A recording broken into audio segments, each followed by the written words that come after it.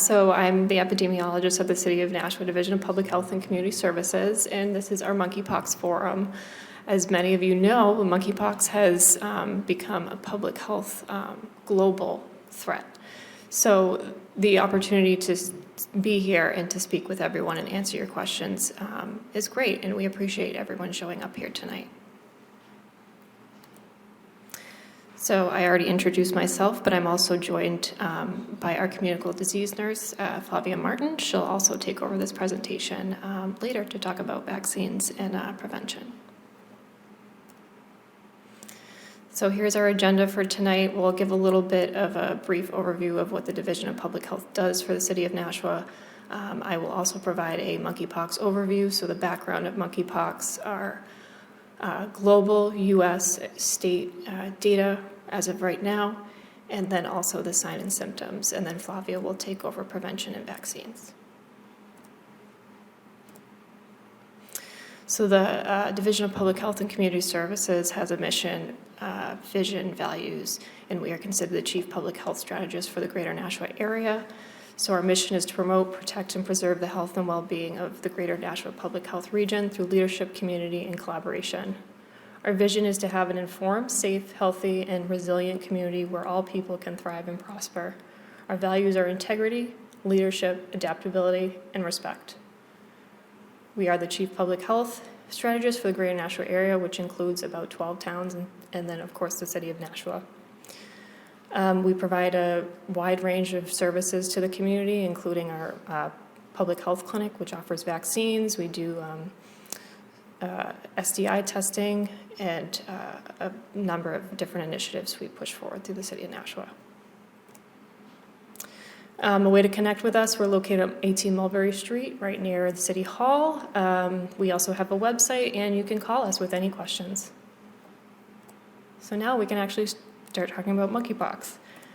So a little bit about monkeypox's background. It's in the same family as smallpox. It's the variola virus. And once we start talking about vaccines, this will kind of play into the role of why smallpox vaccines are being used for prevention and also post-exposure prophylaxis. So the name monkeypox is a little bit misleading. Monkeypox was first identified in research monkeys, but it's actually mostly found in rodents as natural reservoirs. It's hardly ever found in monkeys at this point in time. So name is a little bit misleading. And I also wanted to kind of talk about endemic versus non-endemic. So endemic is when a disease is constantly present within a given geographic area. So monkeypox is actually endemic to Western and Central Africa. It's been around for quite some time. It's now becoming a much bigger outbreak because it's leaving those endemic areas. So for non-endemic countries, it does include the US, South America, European countries, and so on. So a little bit of a timeline for monkeypox. The first case of monkeypox was identified in 1958 with research monkeys, and then in 1970, the first case in a human was identified in the Democratic Republic of the Congo. And just to kind of go back on the whole monkeys versus rodents, kind of misleading information.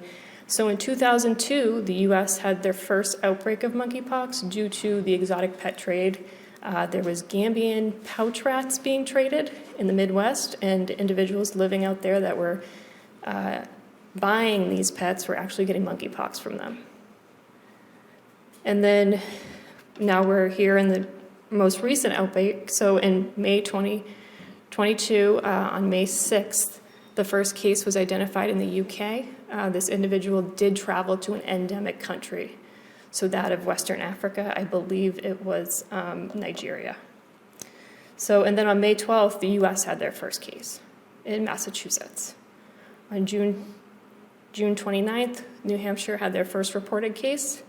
And then on July 23rd, the World Health Organization announced a public health emergency of international concern. And basically what this does is it kind of gives guidance to other countries that this needs to be acted upon and that more resources need to be put into it to prevent and also to protect people from getting monkeypox. little bit of a situational update. So for global case counts, we're at 40,399 total cases as a result of the most recent outbreak. For endemic countries, so the US, Europe, South America, there are 40,012 cases. And for endemic countries, so that of Central and Western Africa, there are 387. For the United States, we've had 13,517 cases reported. And in New England, so New Hampshire, Maine, Massachusetts, Rhode Island, Vermont, and Connecticut, we've had 335 cases reported. New Hampshire, we've had 15 cases reported and has pretty much been steady with that number, probably about the past week or so. So now I'll talk about transmission. Anyone can get infected with monkeypox. This is a skin-to-skin transmission, so one of the most marked symptoms of monkeypox is lesions, and that's the source of infection. So any skin-to-skin contact with those lesions will cause infection. Contacts with objects such as any sort of surfaces or fabrics is actually somewhat of a concern, because individuals who have those lesions are then making contact with linens, they're using laundry, and then individuals may be touching that laundry and getting it that way. It's also spread through respiratory droplets, but not to the extent of COVID-19. It's more of if the individual has lesions, say in their mouth or their throat, and you're in the room with them for about 3 hours within 6 feet of each other, that's when that could happen, but it's less of a risk. And then obviously through close physical contact and intimate sexual contact. For signs and symptoms, nice graphic right here by the CDC, so a fever, headache, any sort of muscle ache, chills, and then the most marked symptom being those lesions that you can find in various areas of the body. Some people can get 1 or 2, and then it can also range from up to 20. This is the source of infection. So for incubation period, which is the time from when the individual is exposed, the time they may start to have symptoms, is typically around 6 to 13 days, but on average it's about 7, where they'll start to show symptoms after exposure. And as mentioned too on the slide, it can last up to 21 days at times. Illness typically lasts 2 to 4 weeks, and the way that we end isolation in this case is to make sure that all the lesions are healed, so that way they're no longer spreading through those lesions. Here's some pictures of what the lesions look like. They can easily be mistaken for a rash or a pimple. That's why sometimes it does get missed a little too late. So yeah, just something to watch out for. These are the kind of the different modes and also different stages of healing as well. Okay, and Flavia will take over public health response. Okay, I am Flavia Martin. I'm one of the public health nurses here at the City Department of Public Health. I'm also the Communicable Disease Program Coordinator. So I lead investigations on diseases. Going to talk a little bit about our public health response. So the goals of public health response, our primary goal is containment. So we want to, stop that infection. We want to investigate it. We're responding to the identified infection. We talk about testing. We can be a resource for testing. We lead investigation in contact tracing, isolation of infected individuals. If somebody is diagnosed with monkeypox, we want them to stay at home and isolate. We want to prevent any further spread.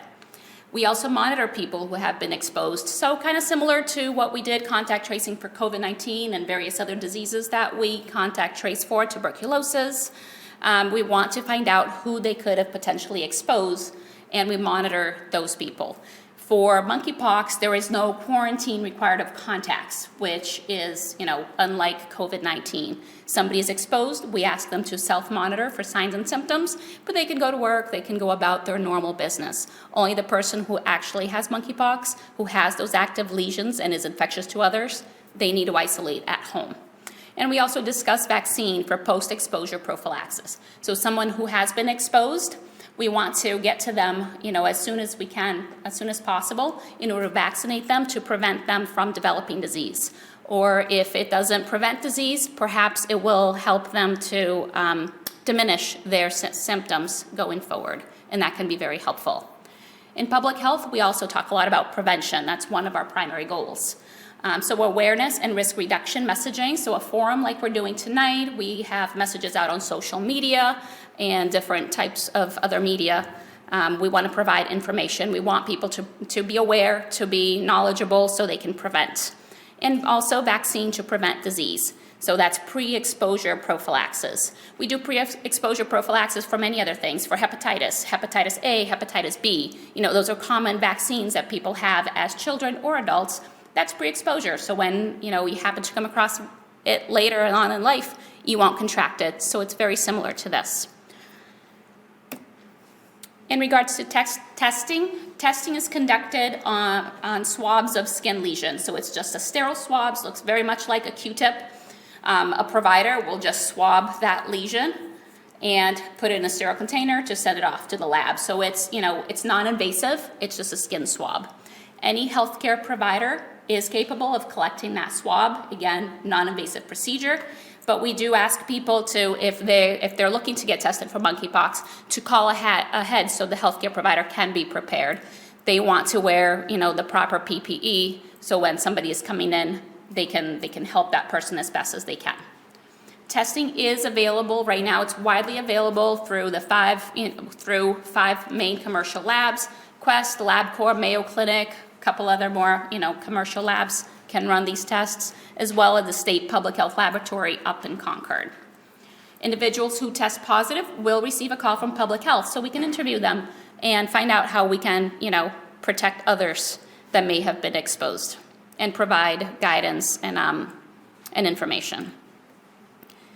In regards to vaccine, the Jynneos vaccine is the primary vaccine to prevent monkeypox virus. This is a vaccine that was approved in 2019 in the US, and it was approved in Europe in 2013. It's been around for a little while. It's a non-replicating live virus vaccine. Live virus vaccines are very effective at eliciting an immune response in somebody's body. The measles, mumps, rubella vaccine is a live virus vaccine. The varicella, the chickenpox vaccine, is also a live virus vaccine. In the past, we've had flu vaccines that were also live attenuated viruses, vaccines as well. So it's not a new technology. It's something that's been around for a while. This replaced, this is a smallpox vaccine that's also approved to prevent monkeypox.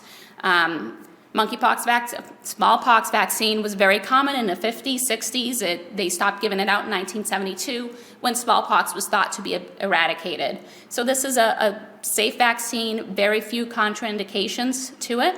It is approved, FDA approved, for use in adults 18 years and older, and recently it got an emergency use authorization, the EUA, for persons under 17 years of age. It is a 2-dose series given 28 days apart. And this can be used for both post-exposure prophylaxis and pre-exposure prophylaxis. A little bit about persons under 17 years of age. I think in the US there's been 9 known cases, which are contacts to individuals in the home who are positive. And Lindsay talked about methods of transmission. You have somebody, an adult, who's positive in the home. If that child is sleeping in the same bed or sharing that towel in the bathroom, they can contract it that way. So unfortunately, we've had those cases in children, but we have vaccine that can be used. A little bit about the New Hampshire vaccination strategy. The federal government released doses of vaccines to, across the country. New Hampshire was allotted just over 1,400 doses. Now this is a 2-shot vaccine series, so it means we can only vaccinate about 700 individuals. So we got a very small allocation of vaccine in the state. We are providing those for post-exposure prophylaxis, and the target population for that are people who report in the 14 days, before they develop any type of exposure, is prolonged face-to-face contact. So this is hours, close into face-to-face contact with somebody who's positive, direct physical intimate contact with someone with a suspected or confirmed monkeypox, contact with clothing, linen, or other items that touch the rash. So someone who may be high risk, probably not in New Hampshire, but somebody who works like in a major city in like a hotel, a housekeeper in a hotel that's doing all the bedding, the laundry. So somebody who works in that sense could potentially qualify for a vaccine. So there are different ways. Healthcare workers who are exposed to someone with monkeypox while not wearing all recommended PPE. So, monkeypox method of transmission, primarily that skin-to-skin contact. So a healthcare provider, if they're wearing their gown, gloves, face shields, they're wearing proper PPE in order to assess somebody, do the testing, that's considered, no contact. But if somebody didn't tell the healthcare provider that they're coming and this is what they have, they go, by the way, I have this rash, and now, there's that missed opportunity there. So perhaps post-exposure prophylaxis would be good at that time. Pre-exposure prophylaxis, so this is beforehand. I think it's important to recognize that thus far, the LGBTQ community has been disproportionately affected by this. But as Lindsay mentioned, anyone can get monkeypox. But for the moment, with the very limited doses that there is, wide through the country, it is recommended right now for men who have sex with other men who also report one of the following: 3 or more new sexual partners in the last month, group or anonymous sex, sex at on-site venues or events, and exchanging sex for money, drugs, or other services, and taking medications for HIV prevention. So this is what we currently have on hand, and this is what we have to provide. In terms of prevention strategies, how can you protect yourself? Thinking that this, fortunately, it is for most people, this is a low risk. This is not high risk like COVID was. This is not a respiratory infection where just by going to the grocery store or the pharmacy or, the restaurant, you could perhaps get it from somebody else that was sitting near you or, walking by you. This is really a skin-to-skin contact. So people can go about their daily life and most likely not have skin-to-skin contact with most people that they come across. So avoiding that type of contacts. If you're going, one of the areas of concern that we have right now is with school starting, colleges starting, right? Social behaviors of young adults, 18 through 22-year-olds, parties. You go to a major rave party where you're in a room full of people that are, sweaty, dancing, maybe, little clothing. You have more likely a chance for skin-to-skin contact in those types of settings. So we do plan on messaging for those settings coming up very, very soon. Avoiding contacts with objects and material that a person with monkeypox has used. So one of the educations that we provide to the home is, not sharing, not hanging up your towel in the bathroom where somebody can come by and just use that towel. Sleeping in separate bedrooms until somebody is fully healed, because you've got those shared sources there. They should use their own utensils for a while and run through those dishwashers. So avoiding contact with shared objects and material. The old and trusty wash your hands. We wash our hands after everything, right? Cough, sneeze, touching. Wash your hands with soap and water. And if you are at high risk of contracting monkeypox, talk to your healthcare provider to discuss if vaccine is right for you. If somebody develops a rash and they suspect monkeypox, oh no, I've got this new rash, what should I do? We recommend people call their healthcare provider if you have a new or an unexplained rash or sore. There are many, many clinical, reasons somebody could have a new rash. It could be hives because of something that they ate. It could be shingles. It could be in small children. It could be hand, foot, mouth disease. It could be chickenpox. So a new rash can be, there could be other clinical explanations for it. So it's important to call your healthcare provider to discuss it. Get a good history. Did somebody recently travel to a country where monkeypox is widely spread in a community? That could be a reason to suspect monkeypox. So it needs to be that clinical decision making. If somebody does have that new rash, isolate at home until test results are known, because we don't want to spread it to other people. talk to close contacts. So if you have, that person that went to that big party and they went with other people, they have, 10 days later, they have this new rash. Maybe pick up the phone, talk to the people you were with. Say, hey, does anybody else have anything going on? So notifying close contacts. And covering up that rash. You can cover it up with bandage, you can cover it up with long sleeves, clothing, something to prevent touching the environment and touching other people. And don't pop, scratch any lesions in the rash. If somebody gets, anything on your body, don't pop it. It's just an opening for bacteria to thrive. And I think that's it. All right, Lindsay. Shall we do a Q&A? Does anybody have any burning questions? Anything we can answer? Yeah, I have a question for you. Yes. Over the last 20 years, our military members heading over to the Middle East received smallpox vaccination. Two parts. First, is that prophylactic enough, or is it something that they still need? And that smallpox vaccination was not given to members that have eczema due to the issues, I guess, with the spread there. Is that similar to the vaccination that would be given out to people with eczema be a contraindication for them? Great questions. Can you repeat the question for TV? Sure. Okay. So one question is, I'm gonna condense it. Yeah. So one question's about boosters. Somebody who received their smallpox vaccine, members of the military, maybe they received that as a child years ago. Is that protective enough, or do they need a booster? And the second question is about contraindications to the vaccine. People with severe skin conditions such as eczema and other diverse skin conditions, can they receive this vaccine? So if it's in regards to vaccine, if it's been over 10 years, we do recommend a booster. It's, it's short-lived. It doesn't offer lifetime immunity. So after 10 years, a booster is definitely recommended. And second, the Jynneos vaccine is, you can give it to people with skin conditions. That is not a contraindication to it. There's another vaccine, it's called ACAM 2000. That one can actually, that one has a lot more contraindications. That one goes, it's like a puncture, multiple punctures in the skin, and it's more like old technology. That one is contraindicated, but the Jynneos is safe. Thank you. You're welcome. Yes? Two questions. Is the rash painful, and are there long-term effects of having the virus? Is it like chicken pox where you might get shingles someday? Sure. So is the rash painful, and do you have long-term consequences of it? From what we hear, yes, people are describing these to be very, very painful. Depending on the part of the body that you get, painful, and some people cannot end up in the hospital depending on the location of it. People that are getting it in their anal genital region can end up in the hospital because of it.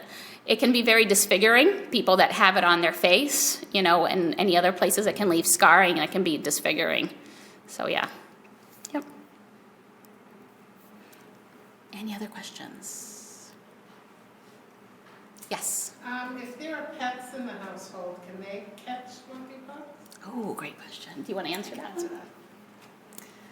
Yeah, so that has been a concern, especially within the past week. There was a dog reported to be tested positive because it was sleeping with its owner that had monkeypox. There is some new guidance out for people who have pets, so obviously you want to avoid them as much as you can, but if you're the only caretaker, what they suggest doing is wearing long sleeves, long pants, and if you're going to handle the animal, wearing gloves and a mask too, just because animals can get monkeypox, particularly mammals, so dogs, cats, small hamsters, things like that. Yeah, it is a zoonotic disease, so it can jump species like that, and dogs, cats, they're susceptible to it. Mm-hmm. Do you want to talk about some of the frequently asked questions that we have heard?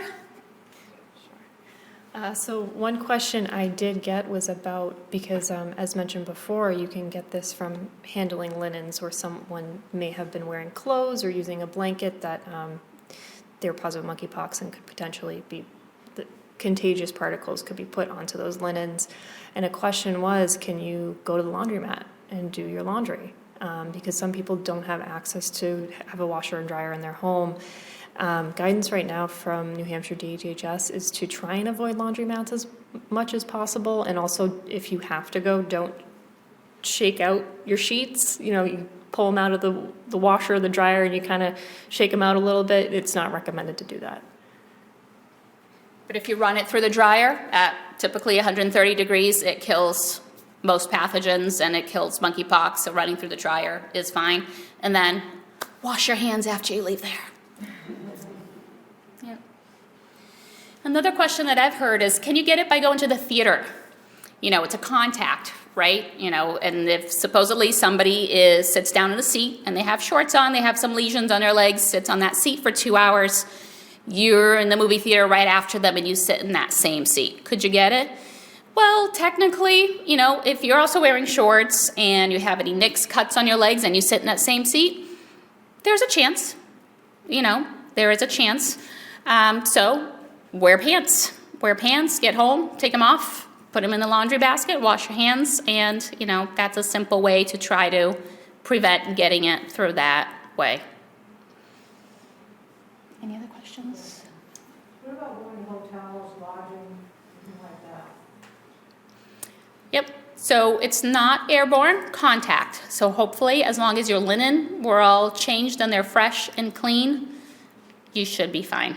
And most hotels are clean with EPA-approved cleaners, toilet seats and faucets, and hopefully they clean the remote too. I hear those are notoriously not clean. But, yep, should be good, as long as everything is clean and fresh. If this comes from Africa, how do they treat it there, or why haven't we heard about it before? So we are a global community, right? Every place in the world is only an airplane ride away. So that's how diseases frequently travel. Why are we only hearing it before? I think it's how Lindsay explained, endemic and non-endemic in certain areas of the world. It's endemic, it lives there, it's there all the time. So it's almost normal, right? It's like perhaps our triple E mosquito-borne diseases. It's kind of our normal, it's our seasonal type of thing.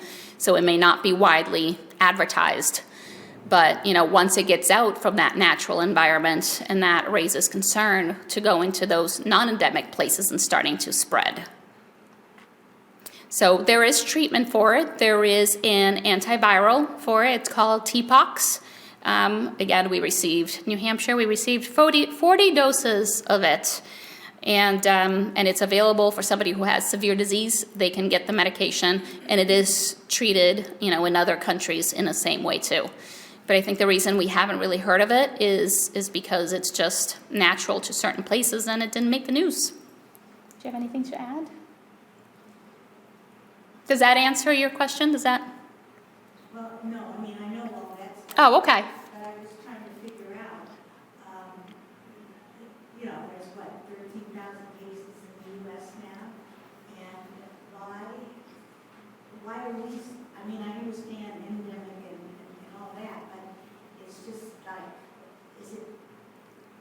it's not full blown in Africa, or Western Africa, where it's from? I don't know, I just sometimes say it's God's way of getting even. I don't know, it's just weird, that's all. And then the very fact that children are now involved, small, percentage, but it's just frightening. It is, yep, I agree. And the booster, you're referring to the smallpox booster, so that was only good for 10 years? Yes. So, I thought when it first came out, if you had smallpox, anybody, from 72 and back who got it are safe, and I don't think it sounds like we are. No, so as, people get checked for immunity over the years, as part of studies on it, they have seen that it's most effective in that first 10 years. There is some residual immunity. It doesn't dead stop after 10 years, but it diminishes. So after 10 years, they're saying that if you're a group that are high risk, you should get boosted in order to boost up your immunity for it. It doesn't mean that, there's no immunity whatsoever. Yes? People with compromised immune systems, are they apt to get it worse? Yes. So people with compromised immune system, such as cancer treatment, certain types of medications that lower your immune system that are immunosuppressive, people that had organ transplant, HIV, people with what's that skin condition? There's a specific skin condition. I think it's like psoriasis. Anybody? No? Okay. Are at risk of developing complications. And if they have, because their immune system aren't functioning to its highest potential, somebody who is exposed, they can develop, instead of getting 10, 15 lesions, they can get it many, many more. And these are very painful. They can get it in places like their face, their eyes. And, these are just really awful places to have. Children under 8 years old are also, they can develop, exacerbations of this too. So whenever we have a case where a child is a contact, we try to get to them right away and give that post-exposure prophylaxis vaccine in order to prevent that, because they're at high risk too. Pregnant women are at high risk of developing complications as well. What about diabetes? Diabetes, it depends on somebody's level of control. If somebody has uncontrolled diabetes, that can have a greater effect on their immune system versus somebody that, their blood sugars are more tightly controlled. So it's a very individual thing.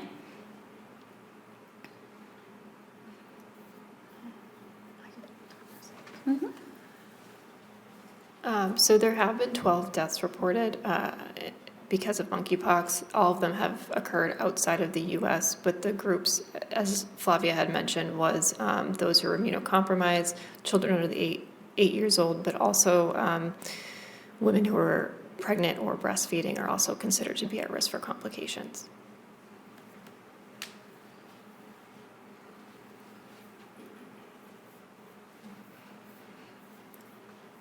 I think my biggest message is that, so the WHO made this a worldwide emergency, right? So this means that more resources can be allocated to fighting this, in terms of vaccine, testing, the availability of testing can be made available, which is great worldwide. With, is it 13,000 or 15,000 cases roughly in the U.S.? Believe it's about 13,000 cases in the U.S. So it's relatively low risk for most people.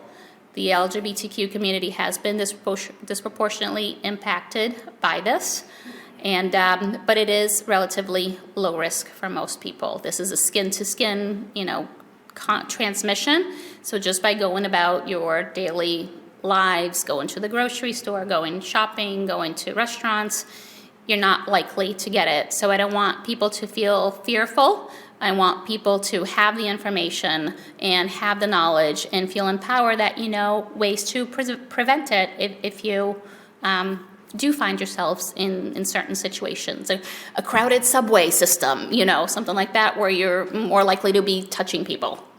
I see a hand. Is there any written information available to the public, say, should we want to get some to give to a friend, a neighbor, or a relative that we feel could be a compromised person or has a lifestyle that they should know about this and won't come to a forum kind of thing?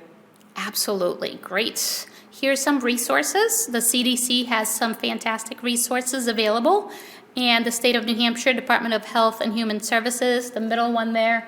If you go to dhhs.nh.gov, scroll almost all the way down the bottom, there's like a Monkeypox information, and all the resources are available on there as well, too. But yes, CDC and the New Hampshire DHHS website, good jumping point for information.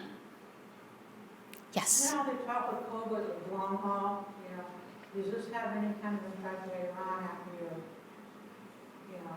gone through your stages and you're cured?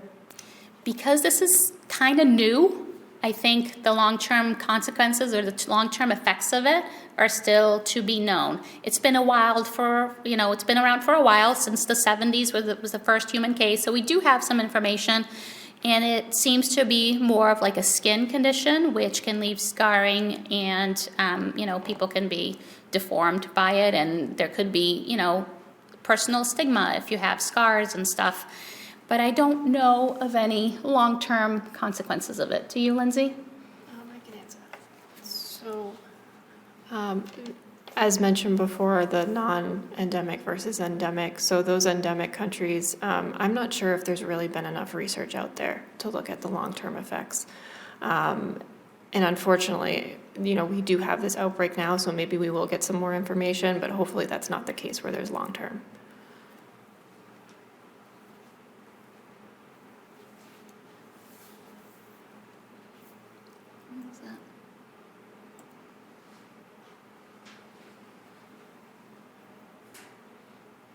Here's places where you can find some information. We're on Facebook, Twitter, Instagram.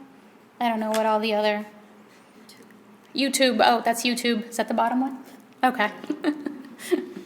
And our website, the very top. And I want to thank everybody for coming. Thank you for being here tonight with us and allowing us to do this. We love, providing education, and that's what we're here for. Feel free to reach out to us. I think it was one of the very first slides. Yeah, you can come see us at our address. You can call us, our website, and we're happy to answer questions. We get phone calls very frequently from, the community, just having various types of questions, whether it's COVID-19, hepatitis, or STIs, or what does vaccine should I get? My kid's going to college. That's what we're here for. Thank you. Thank you.